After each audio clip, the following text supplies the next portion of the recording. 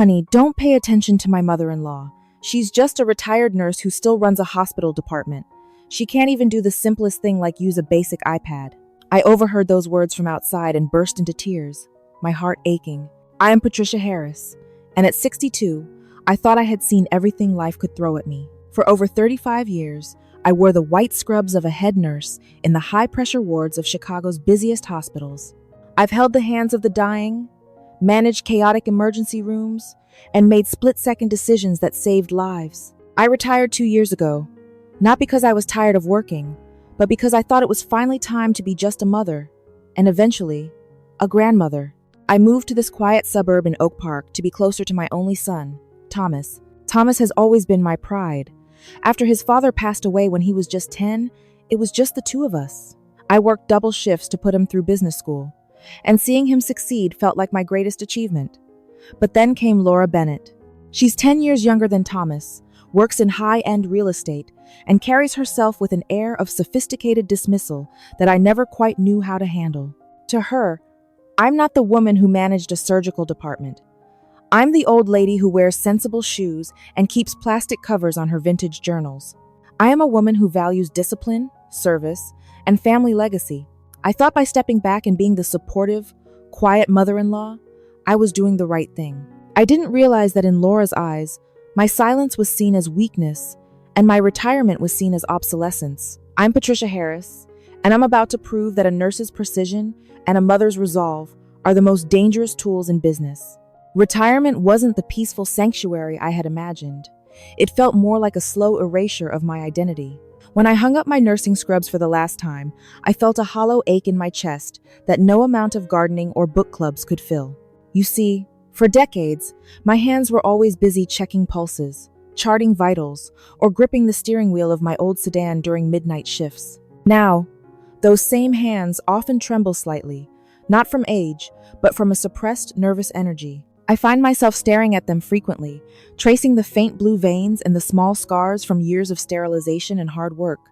They look lonely without a task to perform. I've always struggled with a deep-seated fear of becoming a burden. Growing up in a household where we had to earn every inch of respect, I learned early on that being useful was the only way to be loved.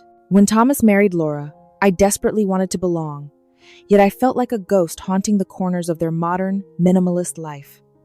Every time I walk into their home, I feel my posture stiffen. I pull my shoulders back and lift my chin, trying to project a strength I'm not sure I still possess. My eyes, which used to be sharp enough to spot a subtle change in a patient's breathing from across a room, now often well up with tears I refuse to let fall. I've become hypersensitive to the way Laura looks at me, that slight tilt of her head, and the way she purses her lips as if I'm a puzzle piece that no longer fits the box. When I talk, I notice my voice gets a little higher, a little more desperate to be heard, which only makes me sound more like the nagging old woman Laura claims I am. I find myself fidgeting with the silver locket around my neck, a gift from my late husband whenever I feel dismissed. It's my tactile anchor to a time when I was cherished and needed. The emotional wounds from being ignored at family gatherings feel like physical stabs. I've spent my life caring for others, and the sudden realization that I am now viewed as someone who needs managing rather than someone who contributes is a bitter pill to swallow. I am terrified of the silence of my own house, a silence that screams that I am no longer relevant. I carry this trauma of invisibility like a heavy coat, one that I am finally getting ready to shed, even if the transition is painful and leaves me feeling exposed. Before that disastrous party, I genuinely believed I was doing my best to build a bridge between our two worlds. My relationship with Thomas and Laura was what I'd call surface-level pleasant. I made it my mission to be the helpful, unobtrusive mother-in-law. Every Tuesday and Thursday, I would drive over to their sleek, glass-fronted home in the Heights, carrying containers of homemade beef stew or my signature lemon bars.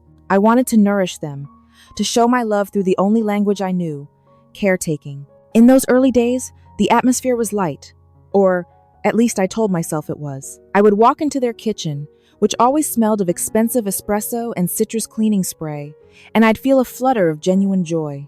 I'd see Laura in her designer power suits, prepping for a big showing, and I'd offer a smile, hoping for a sliver of connection. "You look exhausted, honey," I'd say, reaching out to gently pat her arm. "Let me take care of the dishes so you can put your feet up."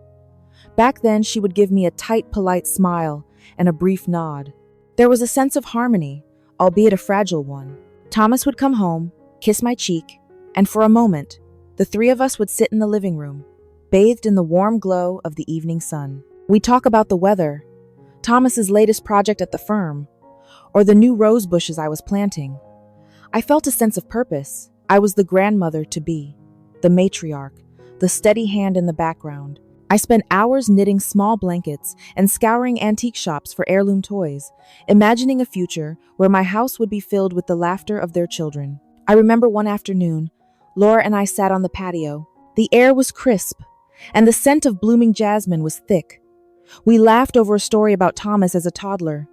For a fleeting second, I saw a spark of genuine warmth in her eyes. I felt useful. I felt seen. I poured all my energy into being the good MIL, the one who never overstayed her welcome, who always brought gifts, and who listened more than she spoke.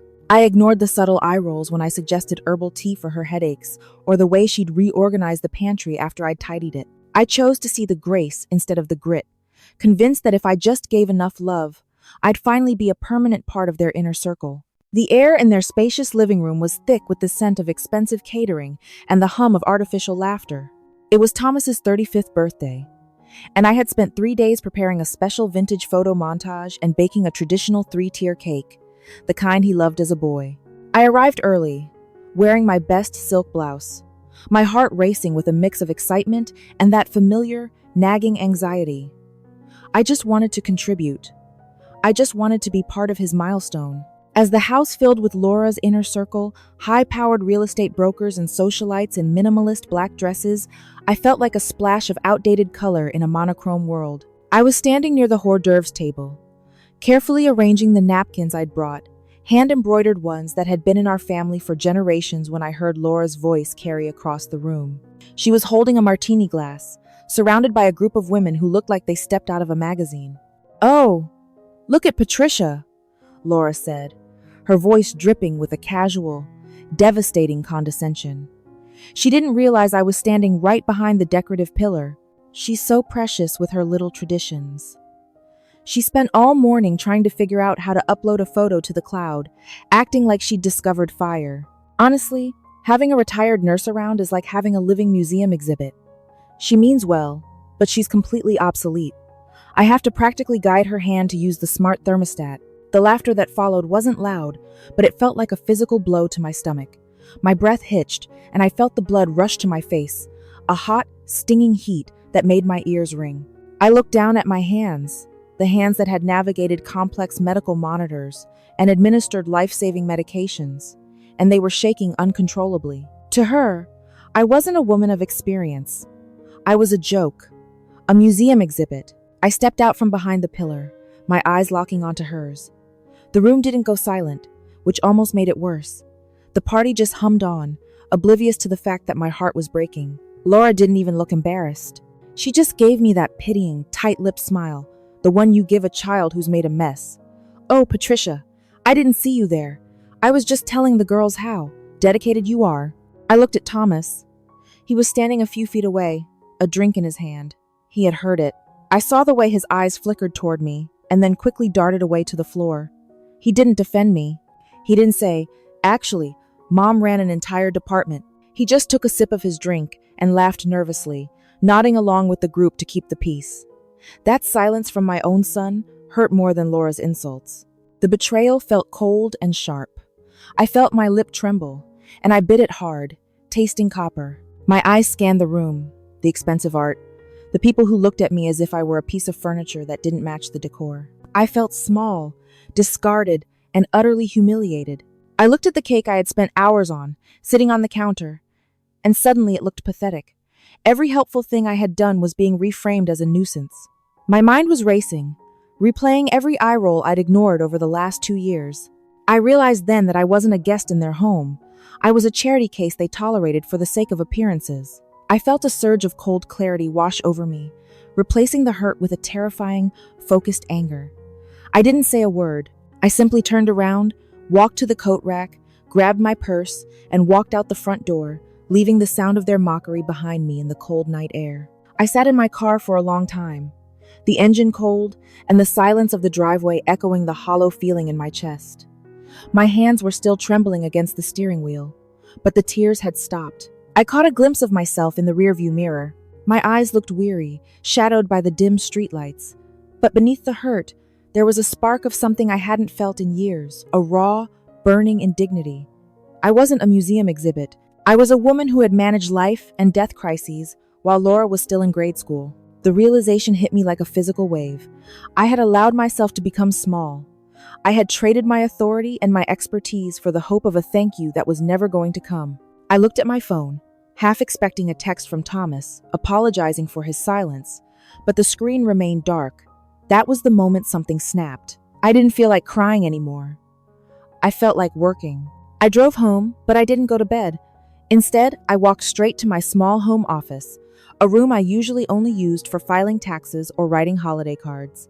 I pulled out my old nursing journals and the business plans I had toyed with years ago, but set aside to be available for my family. I remembered a gap in the market I'd noticed during my final years at the hospital, a desperate need for specialized, boutique, post-operative care for elderly patients who didn't want a cold institution, but needed more than just a visiting aid. I stood in the center of the room, my posture straightening.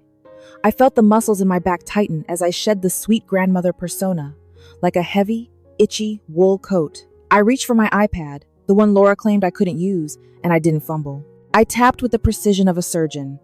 I began researching medical licensing, boutique hospitality standards, and high-end healthcare real estate. The turning point wasn't just a decision to start a business.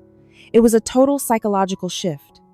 I looked at the decorative pillows and the lace doilies in my house, and suddenly, they felt suffocating.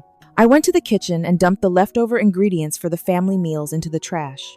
I didn't need to be a cook for people who didn't respect me. I needed to be a CEO. I felt a surge of adrenaline that made my heart hammer against my ribs. I picked up a pen and started sketching the logo for what would become the Harris Recovery Manor. My movements were sharp, decisive. I stayed up until the sun began to peek through the blinds, painting the walls in a pale, hopeful gold. For the first time in 2 years, the silence of my house didn't feel lonely. It felt like a tactical advantage. I looked at the silver locket around my neck. I didn't fiddle with it this time. I tucked it firmly under my shirt. I was done looking back. I was done asking for a seat at their table. I was going to build my own table, and it was going to be more magnificent than anything Laura Bennett could ever imagine. My eyes, once blurred with the pain of rejection, were now laser-focused. I realized that my obsolescence was actually my greatest asset. I had the time, the pension, the knowledge, and now, a burning reason to prove everyone wrong. The old lady was gone. The strategist had returned. I didn't waste a single second on a breakup talk with my son or a confrontation with Laura. That would have been emotional, and I was now strictly professional. My first move was clinical. I cut off the maternal subsidy. For years, I had been paying for Thomas's high-end car lease and the premium insurance for their summer cottage, thinking I was helping the kids get ahead. That ended on Monday morning at 9 a.m. I called the dealership and the insurance firm, my voice steady and cold. No, there's no mistake. The account is being closed today. Next, I changed the locks on my own home. I knew Laura had a spare key she used whenever she wanted to drop off donations. Her old clothes she expected me to mend or clean. I watched from my window as the locksmith worked, feeling a sense of profound liberation with every click of the new cylinders. My home was no longer a satellite office for their convenience. It was my headquarters. But the real justice building began when I hired a private investigator and a high-profile business attorney. If I was going to build an empire, I needed to clear the field. I knew Laura's real estate firm had been hovering around a specific historic property downtown the Old Willow Estate. She had been bragging about turning it into luxury condos for months, waiting for the price to drop. I didn't wait. I used the entirety of my late husband's life insurance policy and my own substantial retirement savings to put a cash offer on that exact property. I didn't want it for condos. I wanted it for my flagship recovery manor. When Laura found out she'd been outbid by an anonymous LLC, I heard through Thomas that she was livid. I just smiled, sipping tea in my new office. But I wasn't done. I knew Laura often took shortcuts with her licensing disclosures to close deals faster.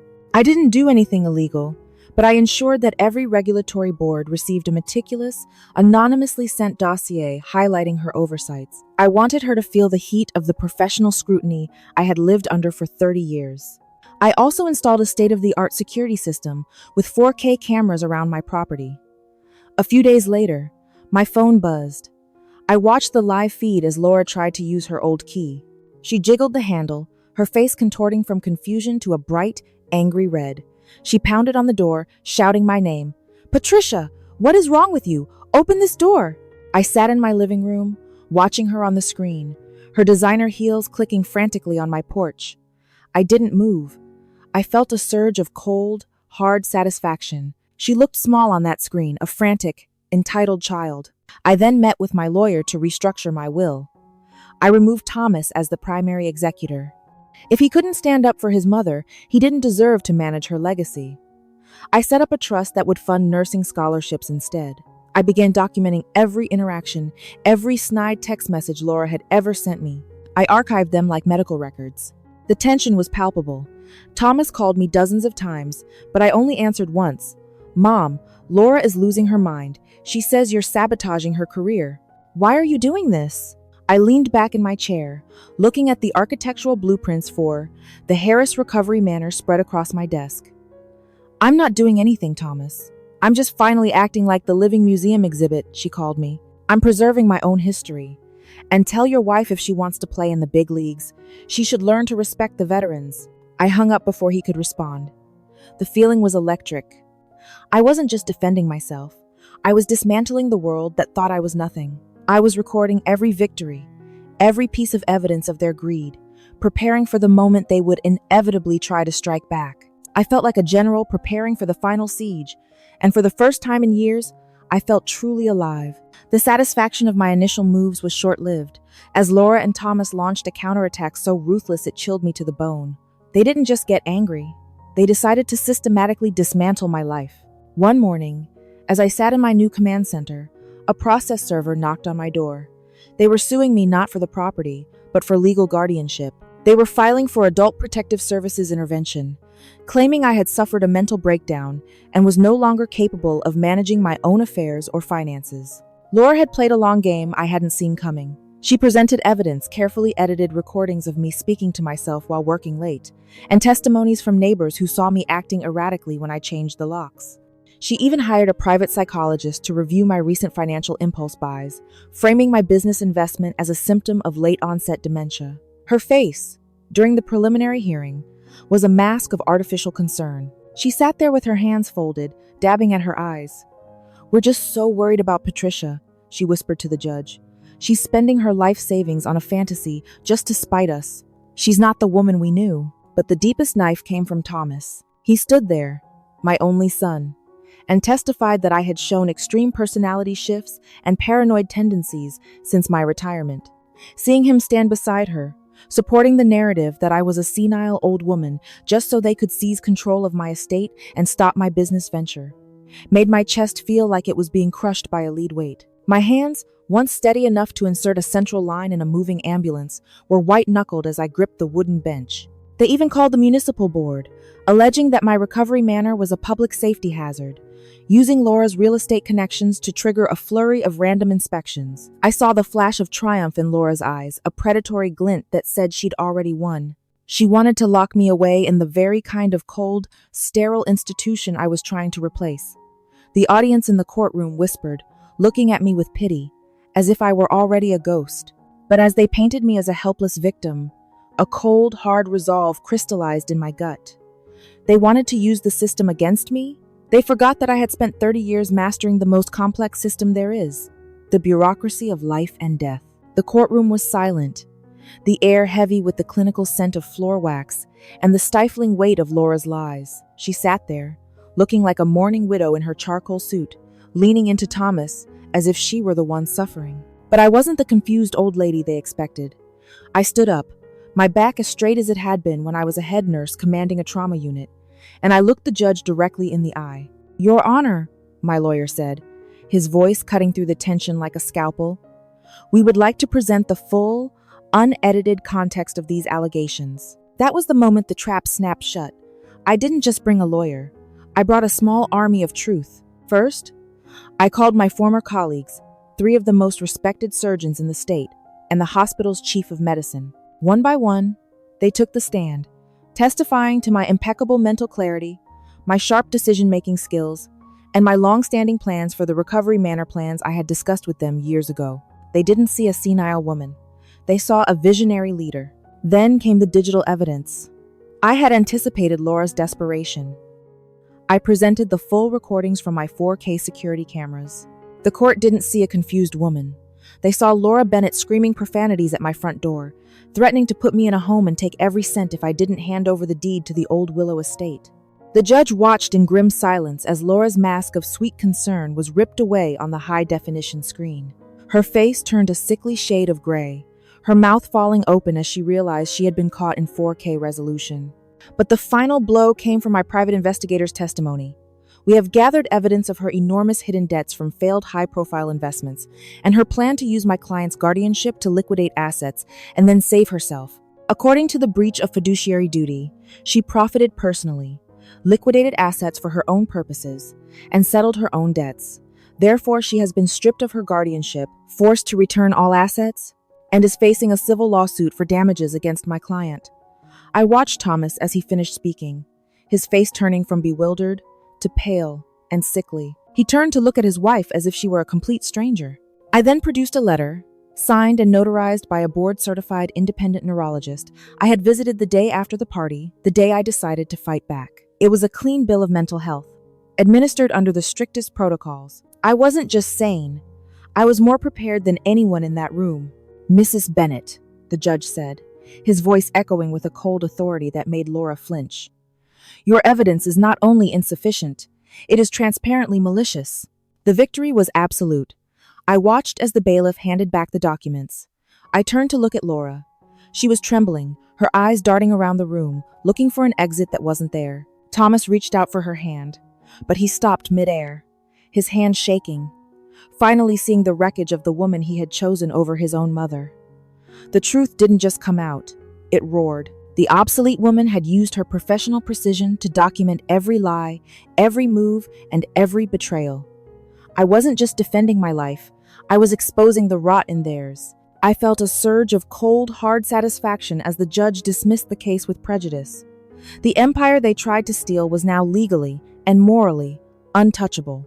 I walked out of that courtroom not as a victim, but as the victor, leaving them to drown in the consequences of their own greed. The gavel's final strike echoed like a liberation bell in my soul. Walking out of that courthouse, the Illinois sun felt warmer on my face than it had in decades. I wasn't just free from a lawsuit. I was finally free from the crushing weight of trying to earn the love of people who only valued my utility. The legal victory was just the beginning. Within 6 months, the Harris Recovery Manor opened its doors at the Old Willow estate. It wasn't just a business. It was a masterpiece of care, blending my 30 years of clinical expertise with a level of dignity that the healthcare industry had long forgotten. Standing in the grand foyer of my manor, surrounded by polished mahogany and the soft hum of top-tier medical equipment, I felt a sense of justice that was quiet and profound. I had reclaimed my name. I was no longer Thomas's mother or the retired nurse. I was Patricia Harris, the founder and CEO. The local business journals, the same ones Laura used to brag about, were now calling me for interviews. They wanted to know how a retired woman had disrupted the boutique healthcare market so successfully. Every time a new patient moved in, finding comfort and healing in the space I created, I felt a surge of, this is what I was meant for. But the true victory was internal. I regained my life. I started traveling not to visit family who didn't want me, but to explore the world for myself. I traded my sensible Nana sweaters for sharp, tailored blazers that matched my newfound authority. I rediscovered the joy of a morning coffee in a house that was entirely mine, free from the fear of an eye roll or a condescending comment. My hands no longer trembled with anxiety. They were steady, busy signing paychecks and directing a staff of 40. As for Thomas and Laura, the consequences of their actions were a slow-burning fire. Laura's reputation in the high-end real estate world was shattered after the courtroom recordings leaked. No one wanted to trust their assets to a woman who tried to lobotomize her own mother-in-law for a commission. They were forced to sell their glass-fronted house to settle their mounting legal and personal debts. Thomas tried to call, sending long, rambling emails about misunderstandings and being misled. I read them, but I didn't feel the old ache of guilt. I felt a detached kind of pity. I chose to live for me. I established a scholarship fund for single mothers in nursing school, ensuring my legacy would be one of empowerment, not just inheritance. The empire she envies isn't just the brick and mortar of my manor. It's the fact that I am happy without her. I am whole without them. I realized that my greatest achievement wasn't raising a son who succeeded, but saving a woman myself who had almost been forgotten. I stood on the balcony of my estate, watching the sunset over the horizon, and for the first time in my life, I didn't feel like I was waiting for someone else to tell me I was enough. I knew I was. I had won the war, saved my soul, and built a life that was finally, authentically mine. The victory should have felt like a pure, unadulterated high.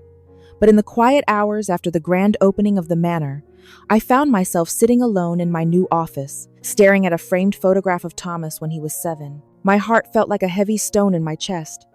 I looked down at my hands, the hands that had built this empire, and for a moment, I saw only the woman who used to tuck him in at night. The internal conflict was a jagged blade, cutting through my sense of triumph. Had I gone too far? I paced the length of the room, my reflection in the dark windows looking like a stranger. One moment, I felt a fierce, burning pride of serves them right satisfaction that made my blood hum. I had protected myself. I had survived. But the next moment, a wave of profound grief would wash over me. I had won the war, but in the process, I had effectively orphaned myself from my only child. I found myself obsessively checking my phone, my thumb hovering over Thomas's contact name. My face would contort into a mask of indecision, my brow furrowed, my eyes searching the empty corners of the room for an answer that wasn't there. I questioned my own soul. Was this justice, or was it a sophisticated form of vengeance? I felt a deep, gnawing guilt when I thought about Thomas's face in the courtroom, that look of total collapse. I had spent his whole life being his safety net, and now I was the one who had pulled it out from under him. I would sit at my mahogany desk, my fingers tracing the grain of the wood, and feel a sudden, sharp pang of loneliness that no amount of professional success could dull. My breathing would become shallow as I replayed Laura's insults, trying to fuel my anger to drown out the sorrow. I felt like a woman split in two. The CEO was cold, calculating, and victorious, but the mother was broken, weeping silently in the dark. I worried that in building my empire, I had turned into the very thing I hated, someone who prioritized power over people. I would look at my reflection and wonder if the hardness in my eyes was permanent. I felt a desperate need for a middle ground that didn't exist.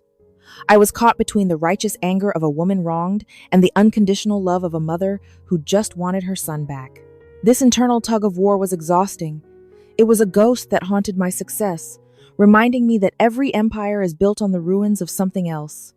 I had to live with the fact that my freedom came at the cost of my family, and that realization was a bitter pill that no medicine could help me swallow. Through the ordeal of this betrayal, I realized that respect isn't a gift you expect, but rather a boundary you must establish. For years, I confused being a good mother with being a doormat. I thought that if I endured long enough, things would change. But the truth is, the longer I endured, the more the boundaries blurred, and respect disappeared without a trace. I learned that my value didn't disappear when I turned 60. It simply grew. The skills I honed in the hospital, resilience, keen observation, and the ability to manage chaos are the foundation of my future. Ultimately, I understand that old age isn't a decline leading to obsolescence. It's an accumulation of strength, as long as you have the courage to use it. However, I must admit a profound flaw in my own journey. In setting up daily situations in life, I let small insults go unaddressed, and simply because I was the older one, I had to bury my pain and hide my true abilities. Unintentionally, this led to a lack of respect from others. I decided that while I would not be their bank account or their victim, I would leave a door cracked open for redemption, but only on my terms. I sent Thomas a letter, not an email, written with the same steady hand I used for surgical reports. I told him that I loved him, but that the man who stood silent while his wife mocked his mother was not a man I could have at my table. I set a firm boundary. If he wanted a relationship, it would involve zero financial support and a mandatory commitment to individual therapy to understand why he allowed his family to be dismantled by greed. I chose to be a mentor rather than a martyr. I started by inviting him for a monthly lunch in a public place. No Laura, no business talk, just two people trying to find the thread of a connection that had been nearly severed. I had to be the strong one again. But this time, the strength was in my boundaries, not my silence. If there is one thing I want you to take away from my story, it is this. Your worth does not have an expiration date. In our society, we often treat the older generation like old books on a shelf, beautiful to look at, perhaps, but ultimately gathering dust while the world moves on to newer, digital versions. But let me tell you, the wisdom you've gathered over decades isn't just tradition, it is a strategic advantage. Whether you are a retired nurse, a teacher, or a stay-at-home parent, the skills you've built are transferable and incredibly powerful. Never let anyone, especially those you love, convince you that your best days are behind you or that your voice no longer matters. Boundaries are the highest form of self-love. We often think that being a mother or a mother-in-law means unconditional silence in the face of disrespect, but that is a lie. True empathy starts with yourself. If you don't respect your own time, your own intelligence, and your own history, you cannot expect others to do it for you. Communication isn't just about talking. It's about setting the tone for how you will be treated. If someone mocks you, address it. If someone dismisses you, show them exactly what you are capable of. It's better to have a relationship built on the rocky ground of truth than one built on the shifting sands of hidden resentment. To the daughters-in-law and sons listening, do not mistake kindness for weakness. The old lady in your life has survived storms you haven't even seen on the horizon yet. Instead of pushing her to the margins, pull her to the center. There is a wealth of knowledge there that no Google search can replace. And to my fellow museum exhibits out there, if they don't give you a seat at the table, go out and build your own. Build an empire, start a hobby, or simply reclaim your peace. You are not a relic, you are a powerhouse. The world might try to dim your light as you age, but that's only because they are afraid of how brightly you can actually shine. Stand tall, keep your hands steady, and remember that it is never, ever too late to show them exactly who you are. Thank you for staying with me through the most difficult chapter of my life. Building the Harris Recovery Manor was my way of proving that life doesn't end at retirement, it just gets a new CEO. If my story touched you, or if you've ever felt dismissed because of your age or your role in the family, please let me know in the comments. I read every single one of them.